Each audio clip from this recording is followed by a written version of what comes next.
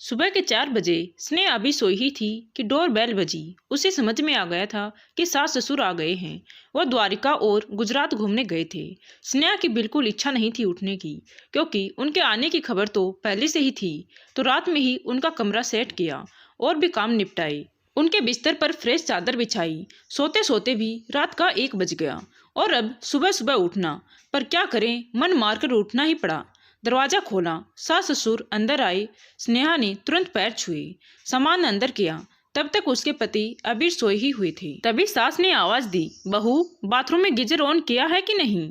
बिना गर्म पानी से नहाए थकान नहीं उतरेगी। स्नेहा जल्दी से गीजर ऑन करती है तो ससुर जी कहते हैं, बहू, थोड़ी कड़क चाय बना दो, नहाने के बाद चाय पीऊंगा।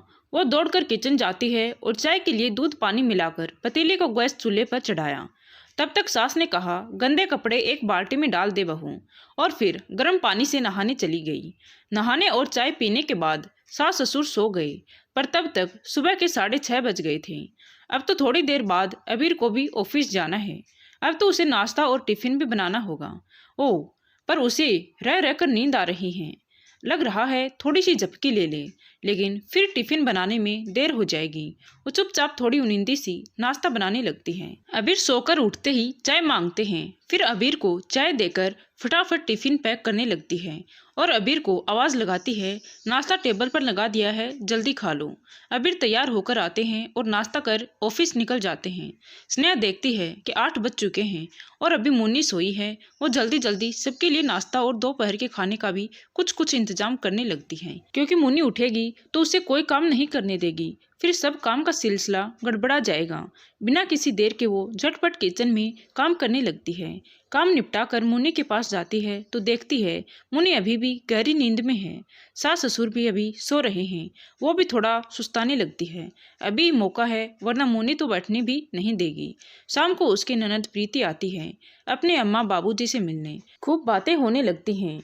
सास बेटी के लिए साड़ी, उसके पति के लिए कपड़ा, उसके बच्चों के लिए कपड़े देती है और वहाँ की कुछ फेमस मिठाइयाँ भी समदन के लिए भिजवा देती है। स्नेहा को सास सिर्फ एक डब्बा चूड़ी देती है और मुन्नी के लिए कपड़ा देती है और कहती है, बहू, पैसे ही घट गए थे, इसीलिए तुम्हारे लिए बस यही ले सकी। और तू तो जानती ही है, टिकट के पैसे प्रीति ने ही दिए थे, वरना मैं तो घूमने भी नहीं जा पाती और हाथ में ज़्यादा पैसे थे नहीं।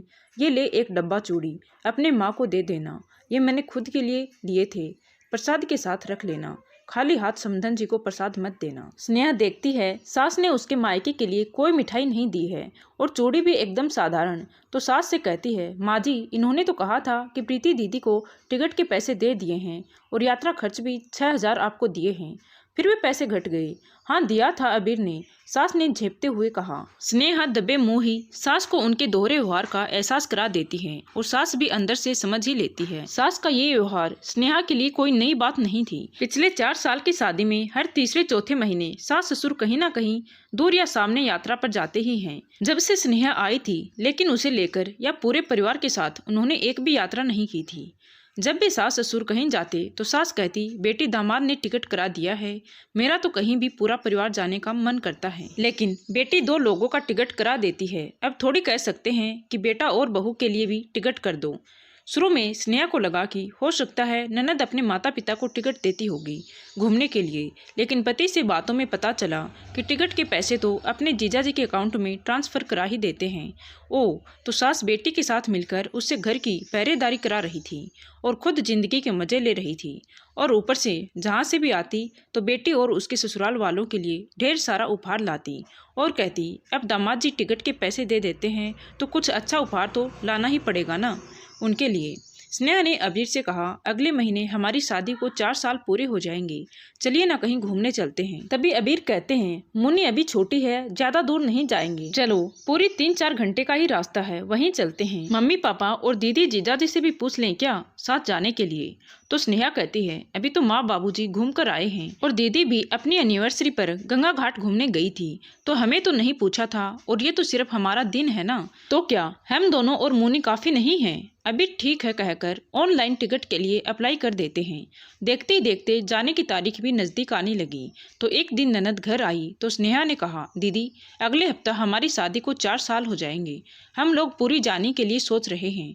तो ननद चहक कर कहती है, वाह ये तो बहुत अच्छी बात है, मेरे बच्चों की भी स्कूल की छुट्टी रहेंगी और माँ बाबूजी को भी द्वारका से आकर आराम हो गया है, बड़ा मजा आएगा। नहीं नहीं दीदी, पूरी तो सिर्फ मैं और ये जा रहे हैं। अच्छा मेरा तो एक बार के लिए छोड़ भी दो भाभी, माँ बाबूजी को घर में अकेला छोड़कर घर की पहरेदारी पर लगाकर तुम और भैया घूमने जाओगे, शोभा देता है क्या? दीदी आप भी तो अपनी एनिवर्सरी में गंगा घाट गई थी, तो सास ससुर को लेकर तो नहीं गई थी ना, तो आप भी तो उन्हें पहरेदारी पर ही लगाकर गई थी ना। तुम मेरे घर के मामले को मत देखो भाभी। ऐसा क्यों दीदी, आप मेरे घर के मामले देख सकती हैं और मैं आपके घर के मामले में झांक भी नहीं सकती। ओह अच्छा ठीक है दीदी, पिछले 4 साल से माँ बाबूजी कहीं ना कहीं घूमने जा ही रहे हैं, पर इन्होंने मुझे तो कहीं साथ जाने को कभी नहीं कहा, जबकि ये नंदोई जी के अकाउंट में टिकट के पैसे भी दे देते हैं। तो पिछले 4 सालों से मैं घर की पहरेदारी कर ही रही हूँ ना, तो क्या अपनी एनिवर्सरी पर भी मैं और ये अकेले घूमने नहीं जा सकते हैं? दीदी अभी तो हम गए भी नहीं हैं और आपको माँ बाबूजी के लिए तुरंत एहसास हो गया कि वो घर की पहरेदारी करेंगे, तो क्या मैं इस घर की परमानेंट पहरेदार हूँ कि सास ससुर हमेशा घूमने जाते रहें और मैं घर अगोरती रहूँ? चुप हो जा बहू, तुझे तो हमारे घूमने से भी जलन होती है, मैंने सोचा भी नहीं था। जाओ जाओ घूम आओ अकेले ही, सास ससुर की इज्जत रहेगी नजर में तब न साथ जाने की सोचेगी। ओ तो आज मैं समझी सासू माँ कि आपकी नज़र में मेरी इज्जत भी बस एक पहरेदार की है, ना कि बहू और घर के सदस्य की। तब तो इतने दिन से मुझे अकेला छोड़ छोड़कर आप सब जगह घूमने जाती रहती हैं और जलन जैसे शब्द बोलकर बात को दूसरा मोड़ देने की कोशिश मत कीजिए सासू माँ।